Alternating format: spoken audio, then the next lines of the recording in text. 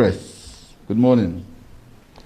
When St. Lucians elect their leaders, they expect that beyond all else, these women and men will put the people's interests and that of the state first, and not the personal, private interests of friends, family, and foreigners.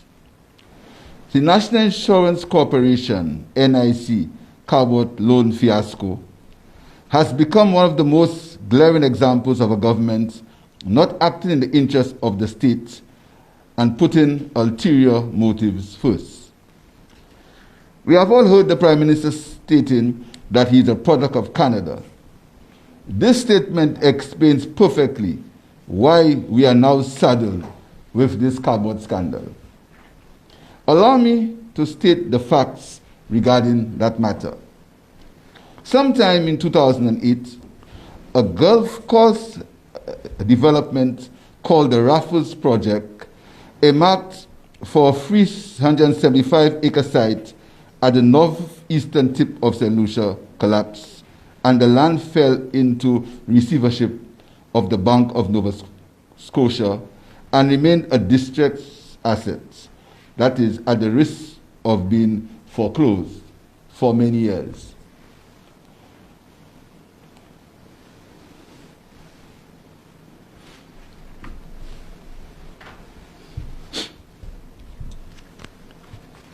In early June 2019, a sword-turning ceremony for a Cabot Point 18-hole golf course, 50-room hotel, and real estate development was held on the site.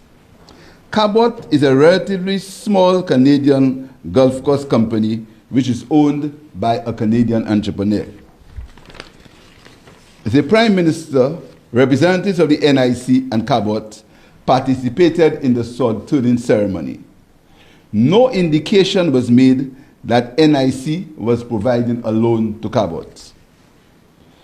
At the time of the sword-turning ceremony in 2019, Cabot did not yet fully own the property, nor was there any planning approval granted for the development.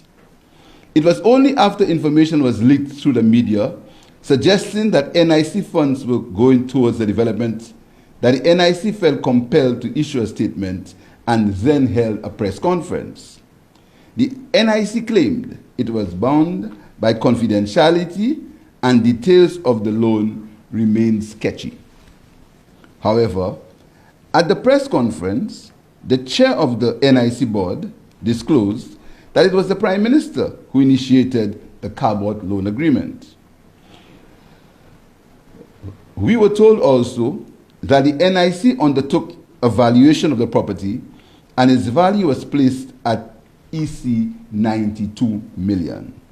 So why, then, did the NIC simply not purchase the property outright if the property was for sale at about 40% of its actual value?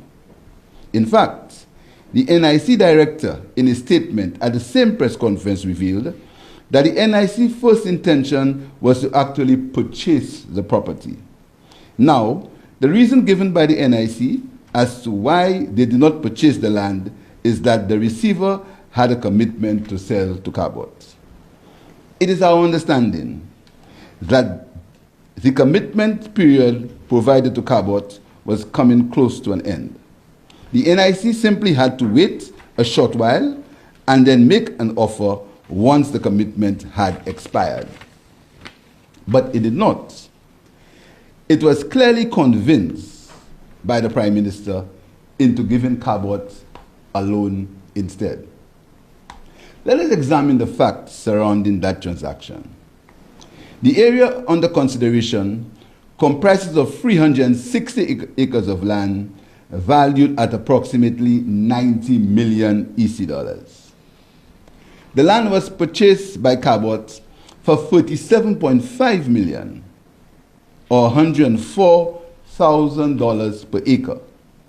In effect, if NIC had bought the land, it would increase its asset base by $54.4 million automatically on purchase. On March 17, 2021, the NIC received $29.4 million from Cabot, which represented the repayment of the loan of $27 million and interest of $2.4 million. It is fair to say that NIC made $2.4 million when they could have increased the asset base of the pensioner of St. Lucia by $50 million if they had simply just purchased the land. The notion that we should be celebrating the early repayment of the NIC loan is plain foolishness and a cheap political trick. The government instead should have given opportunities to St. Lucians living here and abroad to benefit from the land of their birth by owning a piece of pristine property in St. Lucia. The NIC could have easily created an opportunity for the development of the land and could have potentially made close to $200 million in land sales alone. On the other hand, Cabot, by collecting just deposits alone for the first phase of his development, has raised $50 million US or $105.8 million in sales. Now, some may say that this sounds astonishing. However, if you visit Cabot's website, you will see a listing of the properties available and the prices. The first phase has about 43 lots, covering about 15 acres of land. The prices of the lots range from $2.2 million a quarter acre to $6.5 million for a half acre. In all, phase 1 sales can raise $135 million for Cabot, or US $50 million, 5 times the loan amount. In effect, land which the NIC loaned helped Cabot sell at $250 per square foot. The St. Lucia Labour Party supports true foreign direct investment that is inclusive, sustainable, and beneficial to St. Lucians. We will correct the wrongs of this and many other developments. We will secure free public access to our beaches and coastline. And we will protect our institutions like the NIC from prime ministers and ministers who may have their own personal agendas at heart and not that of the country. Finally, we again call on this uncaring, self-serving administration to call the elections now so that the people of St. Lucia can go to the polls and let themselves and the country breathe again. I thank you.